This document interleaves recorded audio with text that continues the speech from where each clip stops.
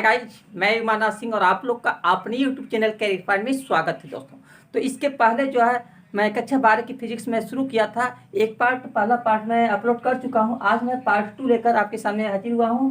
तो पहला जो चैप्टर है सेकंड पेपर का फिजिक्स का इलेक्ट्रिक फोर्स एंड फील्ड जो है उसका दूसरा भाग मैं बताने जा रहा हूँ। तो चलिए दोस्तों, इसको अगर पहले भाग को नहीं देखे तो मैं प्ले लिस्ट बना दिया हूँ। प्ले लिस्ट को खोल करके वहाँ से सभी वीडियो को मेरे देख लीजिएगा दोस्तों। तो चलिए अब देखते हैं। आज मैं आपको टॉपिक मेरा है वैद्युत तथा गुरुत्वीय बल। तो आइए समझते हैं वैद्युत बल क्या होता है। दोस्तों, वैद्युत मतलब होता है इलेक्ट्रिक लाइन। तो जब कोई बल वैद्युत के कारण लगता है, आवेशों के कारण लगता है, तो उसको हम क्या कहते हैं? वैद्युत बल कहते हैं। और गुरुत्वीय बल क्या होता है? मतलब गुरुत्वाकर्षण बल। मतलब कोई भी वस्तु है, पृथ्वी जो है उसको अपने केंद्र की ओर खींचती है। और जैसे ये मार कर है तो इसको अगर हम छोड़ेंगे तो नीचे आएगा। तो मतलब पृथ्वी अपने केंद्र की ओर खींच रही है एक बल लगा करके। तो उसी को हम क्या कहते हैं? गुरुत्वीय बल कहते हैं। उसको हम ग्रेविटेशनल फोर्स कहते हैं। और स्मॉल जी से इसको हम शो करते हैं। तो दोस्तों याद रखना कि अगर कह रहा है कि कोई दो आवेश हैं, क्या है? दो आवेश हैं, तो उनके बीच अगर आपका क्या लग रहा है? वैद्युत बल लग रहा है और गुरुत्वीय बल लग रहा है। तो ये जो वैद्युत बल है गुरुत्वीय बल से हमेशा क्या होगा? ज्यादा होगा। मतलब इलेक्ट्रिकल फोर्स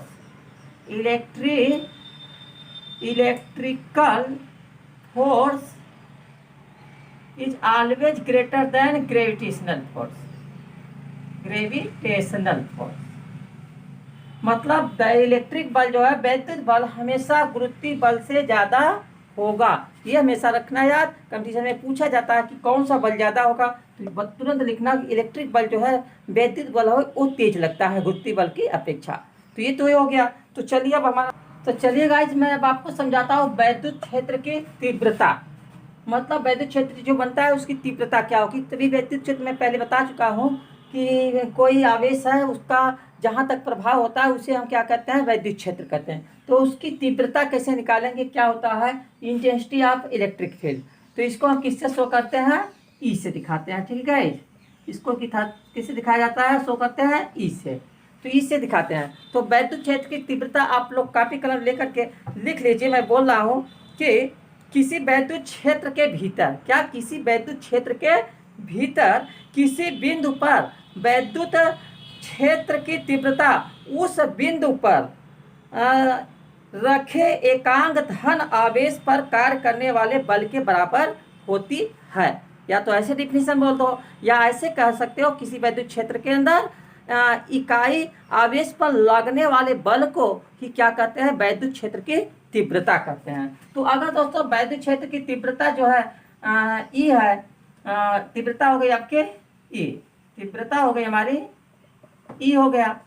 और जो लगने वाला बल है, फोर्स हमारा जो है, फोर्स को दिखा दे रहा है एफ से। और चार्ज जो इस पे लग रहा है, चार्ज इक्वल टू हो गया क्यू।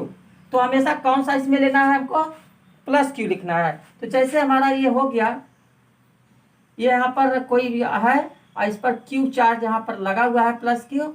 तो इस क्षेत्र में पूरे ऊपर कर रहे हैं कि अगर बल लग रहा है तो इकाई चार्ज पर जितना बल लगेगा इसमें, वही क्या होगी? इसकी वैद्युत क्षेत्र की तीव्रता होगी। तो आगे तीव्रता लेते हैं। तो ई इक्वल टू हो जाएगा आपका फार्मूला एफ अपान क्यू। क्यू जीरो हो गया आपका क्यू जीरो। ये आपका क्यू जीरो क्या है? हमारा परीक्षण आवेश है। तो यही हमारा सूत्र हो गया, ई बराबर एफ अपान क्यू जीरो। अब आइए इसकी यूनिट निकाल लेते हैं। यूनिट क्या होगी? इकाई। मात्रक। मात्रक क्या होगा? तो एफ क्या है? फोर्स है। तो unit of force upon unit of charge, ये हो गया। तो फोर्स का मात्रक क्या होता है? बल का न्यूटन होता है। ये हो गया न्यूटन अपान, और आवेश जो होता है उसका मात्रक क्या होता है दोस्तों? इसका मात्रक होता है कूलाम। तो यही इसका मात्रक हो गया। तो अब ई का मात्रक जो हो गया वैद्युत क्षेत्र की तीव्रता का न्यूटन प्रति कूलाम। इस 60 में ऐसे लिख दो, एन पर कूलाम, एन पर सी लिख दो, मतलब न्यूटन प्रति कूलाम जो है इसकी क्या हो गए? मात्रक हो गया। अब आइए इसका डायमेंशन हम आपको निकाल देते हैं कि डायमेंशन क्या होगा। डायमेंशन, डायमेंशन, डायमेंशन मतलब विमा। विमा क्या होगा इसका?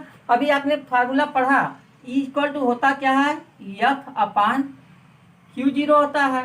तो एफ जो है क्या है, फोर्स है, तो फोर्स का डायमेंशन क्या होता है, M L T power minus two upon M L T power minus two. अब अपान ये हो जाएगा, इसका आवेश का होता है ए टी, ठीक है। ए टी जो है इस चार्ज का होता है क्यू जीरो का, ए से एम्पियर, टी से टाइम का हो गया। तो अब ये सूत्र एक होता है Q इक्वल टू, यहाँ पर सूत्र पहले पढ़े हो, आई टी होता है ना, तो आई का मात्रक क्या होता है, एम्पियर होता है, और टाइम टी का टी से दिखाते हैं, तो यहाँ से हो जाएगा ए टी। अब और यहाँ से देख लेते हैं, निकाल लेते हैं, चलिए गाइस। अब ये जो है ए और टी अगर ऊपर जाएंगे तो इसको हम एक साथ लिख सकते हैं, यम यल टी पावर, अब देखिए माइनस टू ए है और ये पावर इसकी है, तो यहाँ ये माइनस वन हो जाएगा, और ए पावर माइनस वन, तो शार्ट करके लिख लोगे, ये हो जाएगा यम L T power minus three ए पावर माइनस वन। यही इसकी जो है हमारी डायमेंशन आ गई, बीमा आ गई दोस्तों। इस तरह से हम बीमाएं निकालते हैं। तो चलते हैं अब नेक्स्ट टॉपिक की तरफ दोस्तों। अब ये तो था क्या, वैद्युत क्षेत्र की तीव्रता किसके कारण, परीक्षण आवेश,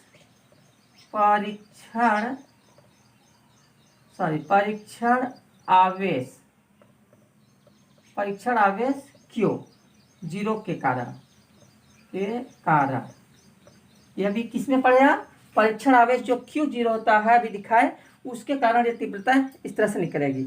अब चलिए इसका सेकेंड टॉपिक हम बताने जा रहे हैं। और दोस्तों दूसरा भाग इसका है, सेकेंड भाग क्या है, बिंदु आवेश के कारण, बिंदु आवेश के कारण। अब बिंदु आवेश के कारण इसकी तीव्रता हम कैसे निकालेंगे, तो दोस्तों यहाँ पर सूत्र हो जाएगा हमारा F इक्वल टू, मालूम है आपको क्या होता है, 1/4 पाई, इसको क्या कहते हैं, एप्सिलॉन जीरो के। तो इसको एप्सिलॉन जीरो क्या होता है, ये परमिटिविटी ऑफ फ्री स्पेस है, मतलब ये परावैद्युतांक कहते हैं इसको, क्या एप्सिलॉन जीरो क्या कहते हैं, परावैद्युतांक, या कि जो है आपका डायरेक्ट्रिसिटी कांस्टेंट है, ठीक है। तो 1/4 पाई एप्सिलॉन जीरो के इंटू, फिर क्या हो गया, Q इंटू क्यू जीरो, ठीक है, अपान आर स्क्वायर हो गया, ठीक है। समझ में आ रहा है ना। इस सूत्र आप अभी जो एक कूलाम का नियम था उसमें पढ़ चुके थे कि F बराबर 1/4 पाई एप्सिलॉन जीरो के इंटू Q1 Q2 था, तो यहाँ Q0 अपान आर स्क्वायर हो जाएगा। अभी जो Q0 है इसको उठा के ट्रांसपोज करके F के नीचे ले आते हैं, तो ये हो जाएगा हमारा F upon Q0 equal to, यहाँ पर आ जाएगा 1/4 पाई एप्सिलॉन जीरो के, यहाँ सिर्फ Q बचता, Q अपान आर स्क्वायर हो गया। अब यही F बाई Q0 ही तो क्या है हमारा, ये है ना, तो यहाँ पर हम लिख देंगे फार्मूला हो जाएगा E is equal to 1/4 pi epsilon zero के into Q upon r square. यही सूत्र हमारा निकल गया, ठीक है। तो इस तरह से हम फार्मूले को डेरिवेट करेंगे, और इसका जो मात्रा होगा क्या होगा, न्यूटन पर कूलाम, वही जो अभी आपको मात्रा निकाले थे वही आएगा इसका आंसर। तो ठीक है, तो मैं समझता हूँ कि ये भी आपको कंफर्म हो चुका होगा, अच्छी ढंग से समझ में आ चुका होगा। तो फिलहाल आज की ये वीडियो आपको कैसी लगी, अगर टॉपिक समझ में आ रहे हैं, कंफर्म हो रहा है, कॉन्सेप्ट क्लियर हो रहा है, तो चैनल को मेरे सब्सक्राइब जरूर कर लीजिए दोस्तों, क्योंकि मैं ऐसी वीडियो आपको रोजाना मैं देता रहूँगा आपको। और सब्सक्राइब करके बेल आइकन प्रेस कर दीजिए ताकि नोटिफिकेशन आपको मिलते रहे और हमारी वीडियो आप देख सके दोस्तों। अगर ये वीडियो पसंद आई, ठीक समझ में आ गए, तो तुरंत एक लाइक मार दीजिए और अपने दोस्तों में फटाफट शेयर कर दीजिए और बेल आइकन भी प्रेस कर दीजिए। Keep on watching my video, thanks for watching my video. अगली वीडियो में कुछ नया लेकर मिलते हैं, तब तक के लिए take care, see you, bye bye and have a nice day. जय हिंद, जय भारत, ओके।